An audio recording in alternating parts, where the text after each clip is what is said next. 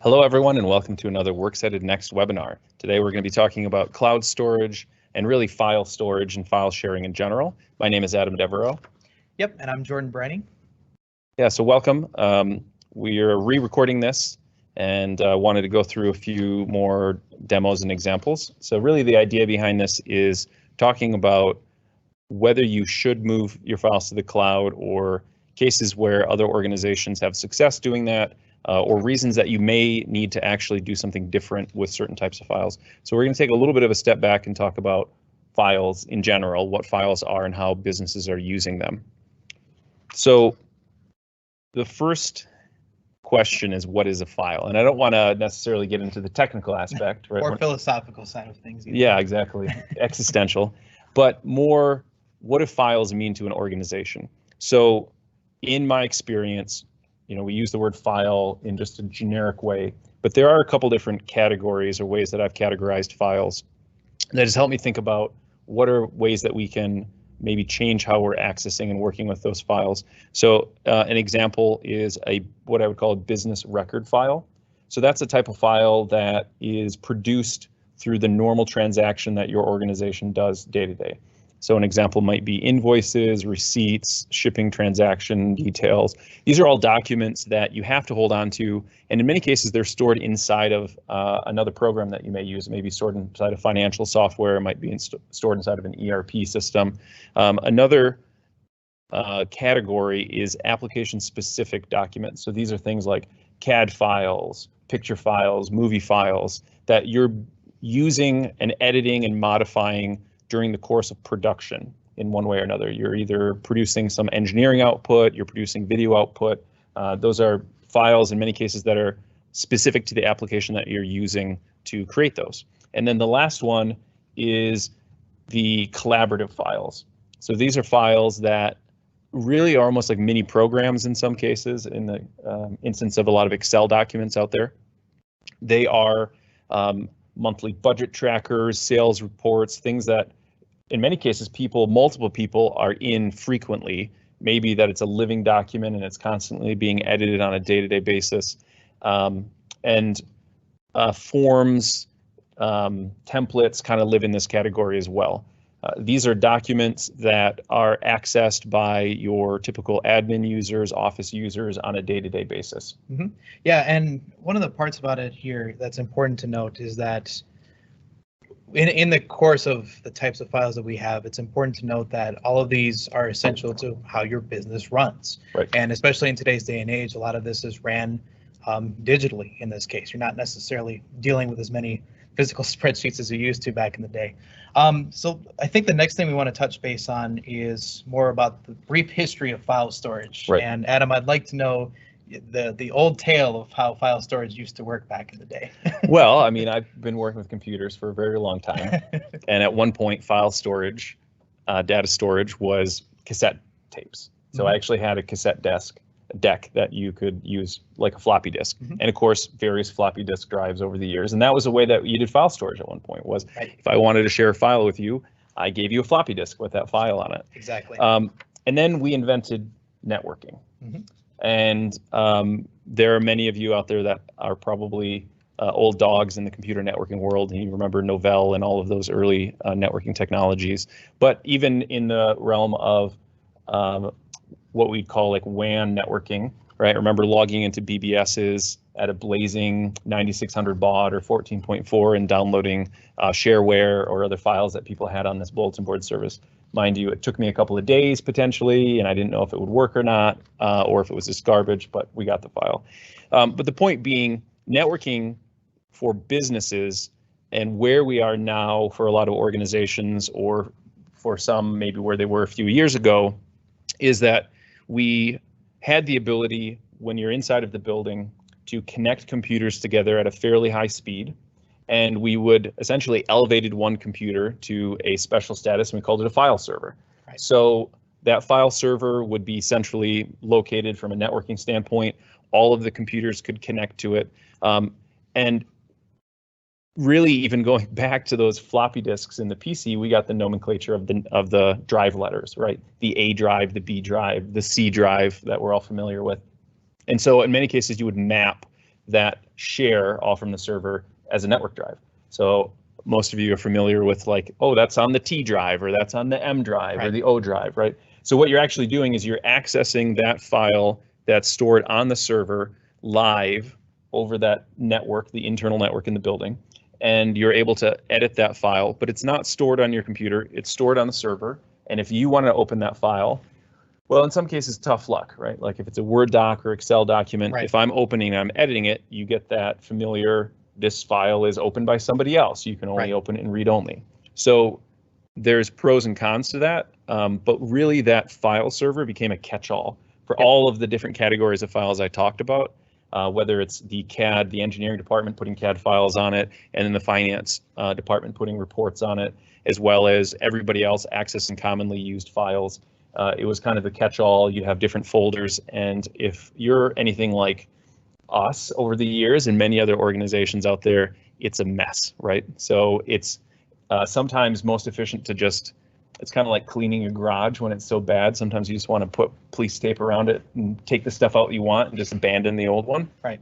And that is oftentimes a strategy from an IT information asset standpoint that works, where you actually create a new place, you think about how and where you're going to use those files and where you would put them, and then you move over the files that you need and you archive the old. Yep. And the big part, and if it wasn't clear, we're talking about on-premises and what the advantages are demonstrating beyond being on-prem. This being native to, gosh, I want to say this has been 30 years now. This has been out now, at the very least. maybe even less. If you're talking about networks like Novell and the like, but I think really SPS 2003 was really a big door opening for a lot of smaller organizations, the small business server. But the big takeaways that's nice about this is that it's a centralized file storage platform that allows you to really manage what you're putting into it. So as we continue to progress, one of the advantages to being on premises is that I don't necessarily have to grab something from the internet per se, and I'm limited to the amount of bandwidth I have constrained to that. I'm more limited on the actual hardware capabilities that I have existent on my system. As somebody who deals with larger file systems, CAD drawings was an excellent example of that. Multimedia productions is another really good example that I think of, that are just large file sizes that may not be as easy to edit while over an internet connection per se. But in situations like this, that's where a file storage can really become an advantage. And also with the fact that this has been natively existing for years, it's allowed us the opportunity to have those security configurations in place that allow us to really confine and constrain how we want to manage our environment for sure. Yeah, there's a lot to unpack there. You raised a couple of good things. I want to start with, you said on-prem. So we quickly want to kind of define that. Sure. On-premises means stored within your building, basically, right? That's the simplest way to put it. Now, you may have multiple locations, and you may have a file server in only one location, and you're connected via the internet for VPN. We're not going to go too far down that rabbit hole, but let's say inside of our building here, I'm on the wireless or I'm plugged in, I can now get to the file server, I now have access to those files. It wasn't that long ago that if you had two T1s, you were doing great. You had 3 megabit, you were blazing fast. And of course you had to have your files in your building because it was the only way you could get to them quickly. And some of the early cloud storage systems used synchronization, so you really stored them on your computer, but it backed it up, so to speak, to the cloud. We'll talk more about that later, but the key thing here is that it makes a lot of sense why we went down that route. Needs have changed and bandwidth has changed. So you mentioned that, and the reality that many organizations have now is either fast broadband through something like cable internet, or ideally they have fiber internet, and you can scale that up to gigabit speeds are not uncommon for a lot of businesses. Yeah, and of course this isn't a perfect solution, as some of the cons that demonstrate it could be, well, one, you're tied to the hardware that you have in hand here. So if you invest into a server, it starts getting that 5, 6, 7, 8 year mark, you really start hitting constraints that you can't necessarily live to the same standard that you could be today, especially with today's evolution in both software and hardware and what's been worked on here.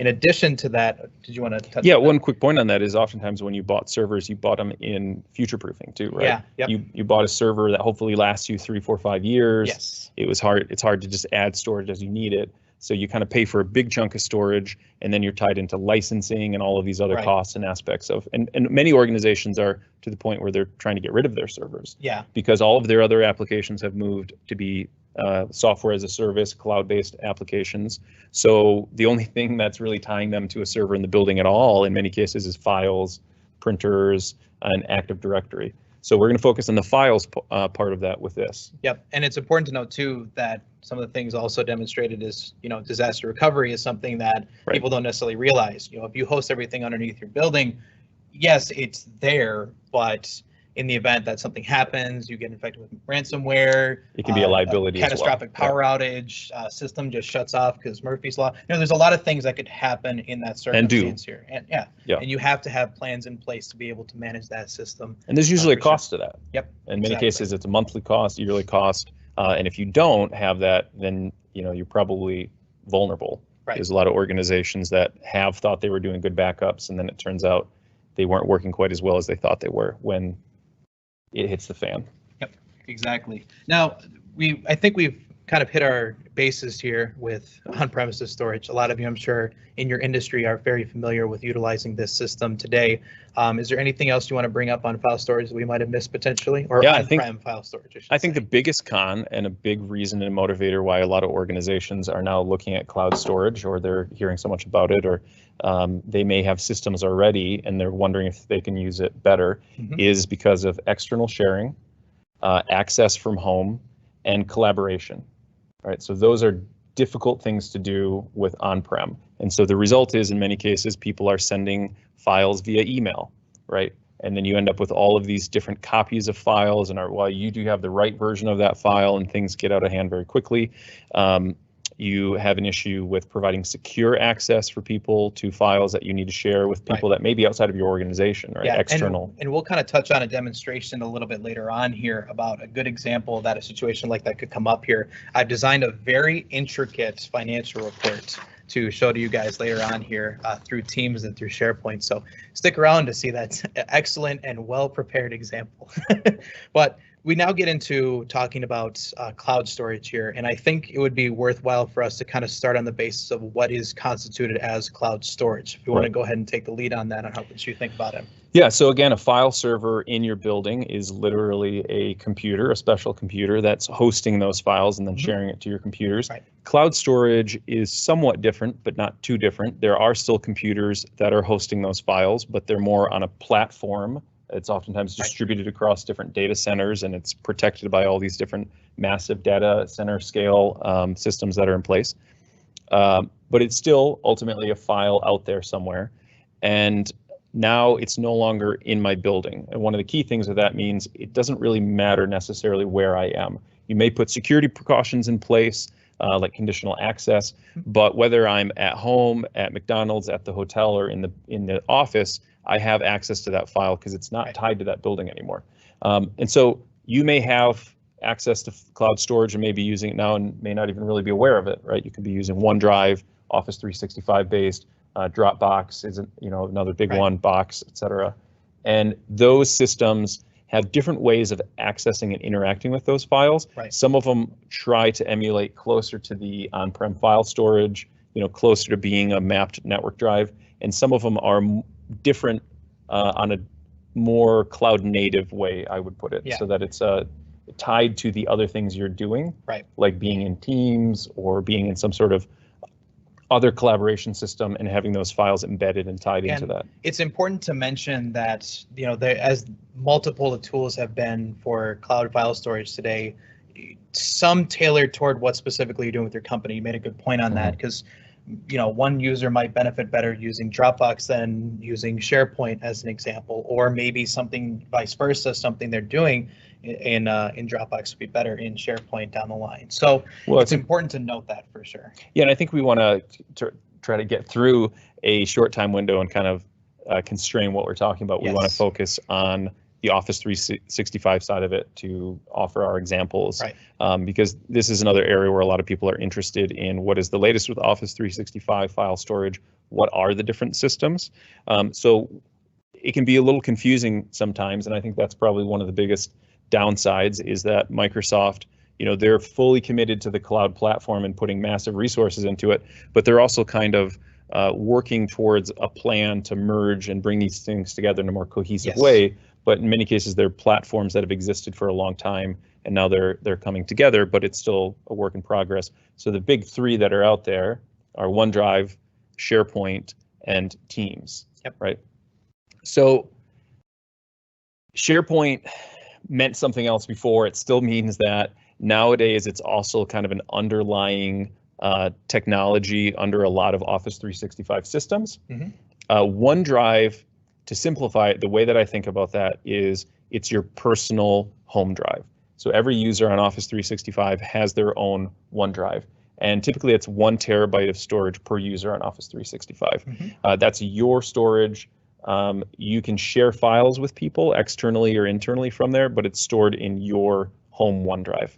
Now, Teams, if you've used that, Microsoft Teams, there's also a Files tab, and you can store files in there. It's important to note that when you create a team, it is stored on top of SharePoint. So it is a SharePoint file library. That is where those files are stored. But in many cases, your goal is to avoid that entirely, because you can avoid that entirely. You can avoid seeing the SharePoint side potentially and just interact with the files inside of Teams. It's often easier for users. But where it gets confusing sometimes for people is you can synchronize those SharePoint libraries, whether they're a team library or they're an actual SharePoint library that you access through the web. You can synchronize that down to your computer via the OneDrive client. So when you start to use it, it actually makes sense. It's pretty easy to use, but just conceptually getting that idea across can be a little tough sometimes. Yeah, at first initial idea, it's important to note that you might be thinking, oh, well, aren't they all considered the same thing? Yes, and also no, because it's important to remember that as we utilize, a Teams environment was an excellent example, and we'll demonstrate that here shortly. The part about it to know is that is hosted in SharePoint, and SharePoint is accessible in your personal OneDrive if you opt to sync with that as well. So over time, as your company, the example case I could think of is, you have a marketing department and you are working on a handful of new graphics coming out here for some upcoming presentations and some new blogs and etc. And you want to put this in a centralized platform. So like, I'm working on this section, somebody's working on another section, and so we can continue to collaborate and be in one centralized location. I can bring that to my OneDrive. I can also store that in Teams, which is accessible by SharePoint. So if even I can't get to Teams, I can still get to it by our company SharePoint. And that's why it's complicated. Yep.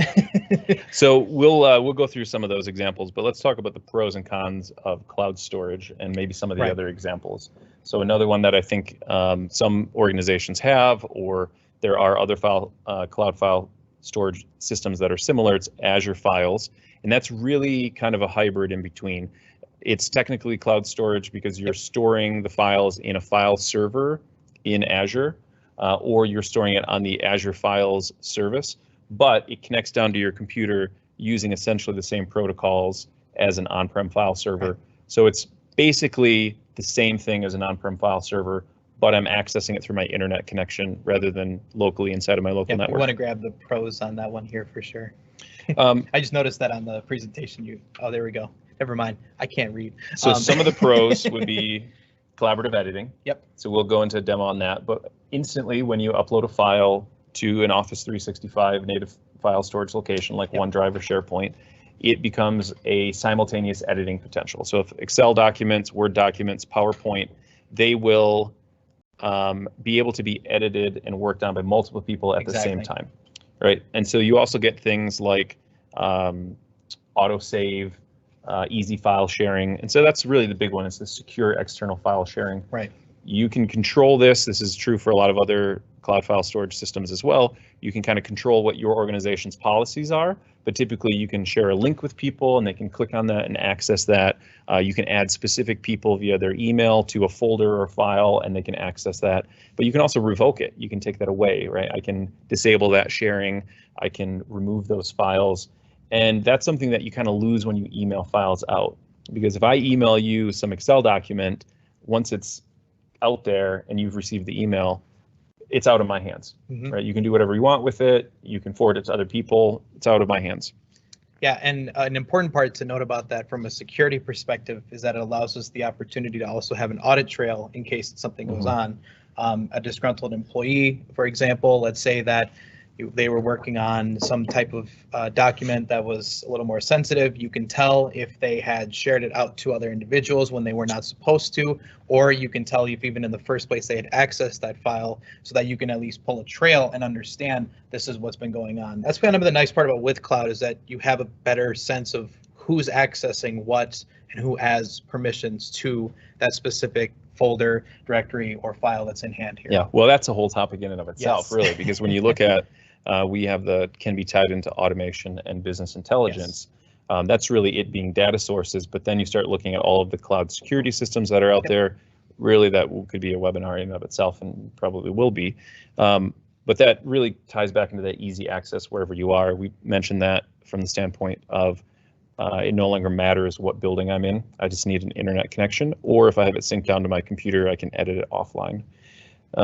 Another big one is that it's not tied to that hardware building. So while it's kind of the same thing I said, it also means that I don't have to worry about necessarily the loss of that building due to disaster, things being shut down, viruses, hardware failures.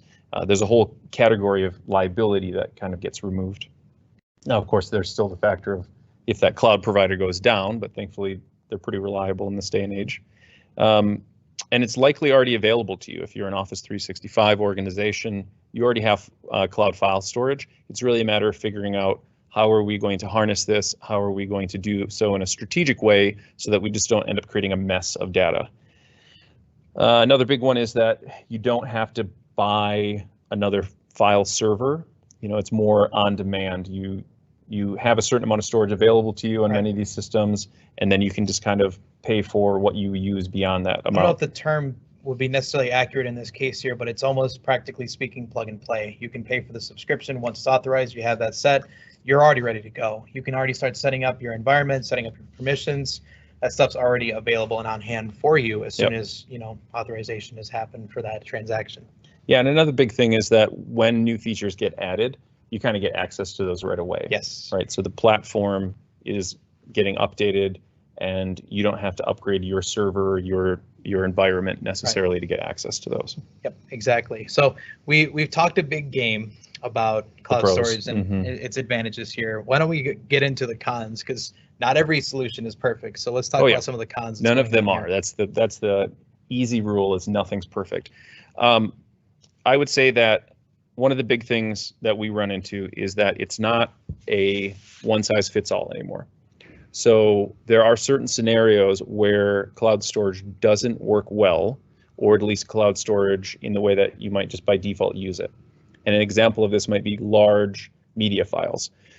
So we've worked with marketing and PR organizations and others that are doing video content. And if you look at that workflow, you have large video files, in some cases gigabytes and gigabytes of size, that are being shot. They're on SD cards, they're getting imported in. And if you're trying to synchronize those raw files up to cloud storage, you better have a really fast internet connection. The reality is you're not getting much benefit from that other than backup. So we've run into a lot of cases where, regardless of the cloud file storage, when you're working on large video files specifically, you have to create something purpose-built for that. So a high-speed micro network is kind of what I would call it. Right, and it ties into the dependent speed on your internet connection, of course. With cloud storage, you're likely relying on the internet. Now, of course, in today's day and age, the internet has essentially become a platform for most of what we do in our normal day-to-day lives. But of course, in those situations that you do have interruptions, you do have something that goes on, you do have that situation where you're tied to your internet connection. And on that point, the speed of your internet connection can also be a factor too. If you're running a broadband out in the rural country, you may not be as effective as you could be, you know, sitting in at your local until Starbucks. Starlink opens. Right? Thank you, Elon. So we'll see. But you know, the other side of that is that you may hit that internet connection in ways that you didn't before. So it may have been fast enough before, but now that you have a lot of files that are constantly getting synchronized, that may take up a chunk of your bandwidth. And as a rule, we recommend that you have redundant internet connections anyway, especially as all these other applications that are critical to your business are often moving to the cloud as well. Yeah, and if working remotely, of course, just be wary of where you connect and stuff too. I mean, connecting to your local McDonald's is always nice to have that connected Wi-Fi, but always be safe and always be secure, as common practice are. Again, like we've just alluded to in a couple of our subjects already, that's another conversation for another time here. But to get onto that, it's important to note that security is simple, right? Security is sure. Well, on that note, another con, so to speak, but it's often a driver for better practices, is if I have more of my business information in that cloud service, it's all the more important for me to protect those business identities with really robust tools. So things like multi-factor authentication really almost become mandatory, right? User account breaches, for whatever reason, password reuse happen, or users clicking on things and entering their password when they shouldn't. And there's a lot of damage that can be done just from accessing somebody's email, but if they can also get access to all of your files. So it's really important to make sure that you're putting the right identity protection tools in place, multi-factor authentication, looking at password lists, looking at making sure that your users are trained and wary, and so they're not falling for social engineering or other things along those lines. So security of those business identities becomes even more important. And that's an important thing to harp on, that's not only just cloud storage in that system, it's also an on-premises environment too. So we want to make sure that we're keeping that in mind for our on-premises environment too, as security does also need to be a priority in that case here too. But again, I think that's another subject for another time.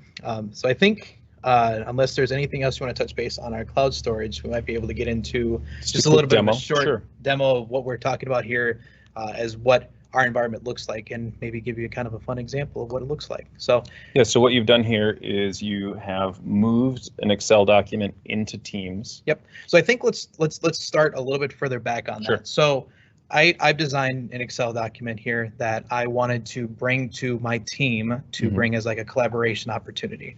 So I have this financial report document that I wrote up as a draft just to put in here for our team. So I chose this channel here as we were chatting about some other ideas. Now, what I went ahead and did, as you can see, there's this little tab called Files. If you go there, you'll see there's another section. Oh, there we go.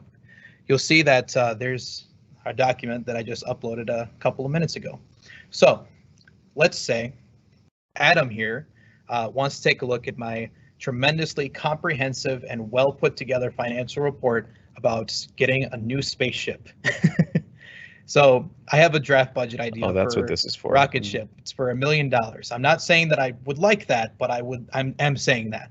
I'm saying the actual would be $1 million in this case. So let's run into a situation that I go to Adam. I sent him a Teams message and I said, "Hey Adam, can I get a second opinion on your proposal on this? What do you think that actual budget should be? Do you think it should be higher? Do you think it should be lower? What do you think we should set that as?" And that's where you can come in and step in and take a look at that Excel document. And if you want, you can even prove it on there and just make a change on that document there. Yeah, so if I go into Teams and I can edit the document, I can open it directly, or I can open it in Excel that's on my computer. So that's what I'm going to do here. And a couple things that I want to show you is right off the bat, if you can see my screen up in the right-hand corner, it's telling me that Tech Riff Demos is here, which is Jordan in this case. They probably can't see that specific part here, but that's okay. You can go ahead and keep describing that here. I know what you're talking about. And then autosave, because I can see you in here actually as well. So. And then autosave is enabled. So on my screen, you can see there's a toggle up here on the left that is on now. So because this document is being stored in Teams, autosave is there, which then gives us a version history as well. Yeah, I can go ahead and kind of go back through that just to make sure we've got that here. And then the other thing is that I get this share button. And can they see my screen as well now? Okay, good. So I have the share button, and what happens then if I click that is I get the standard Office 365 share dialog, which would be essentially the exact same thing if I was using OneDrive on my computer, or if I was using SharePoint Online or Teams Online. And so I have a couple different options. I can say specific people with existing access. And in this case, for where this is stored, I can't send an anonymous link out, but that can be changed. So I can say specific people, apply. I can just type in their email address, and it will find them from our directory, or I can type in a full email address. I can send a copy. I can copy the link. So if I hit send, he'll receive an email that says, hey, here's this. Obviously, it's the one you sent me, so I'm not going to do that. Yeah. You'll note here if I put some, maybe I want to add like comments here, I can simultaneously edit it. And on Jordan's screen, he can see where I am, and he can see those documents popping up or those comments popping up as I'm editing them. Now, we talked about synchronizing.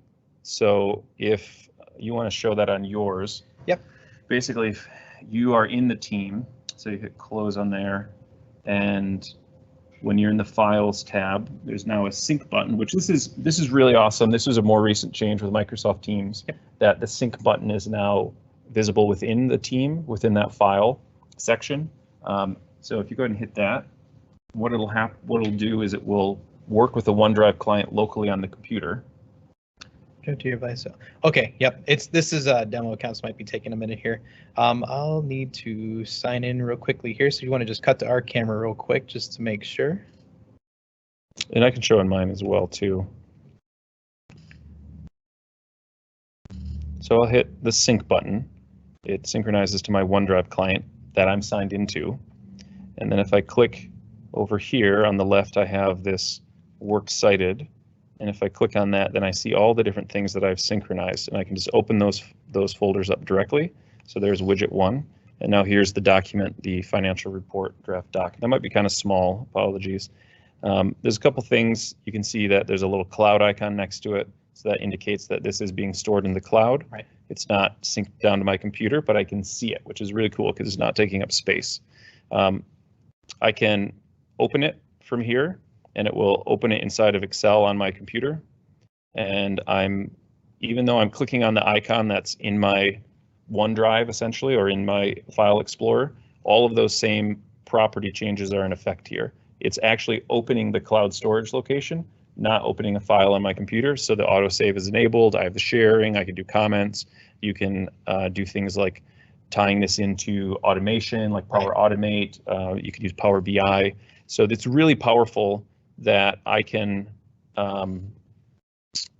access this from my computer wherever I'm at. But the other really cool thing is the fact that I can open up the Office app on my phone, and it now shows up as a recent document that I've edited.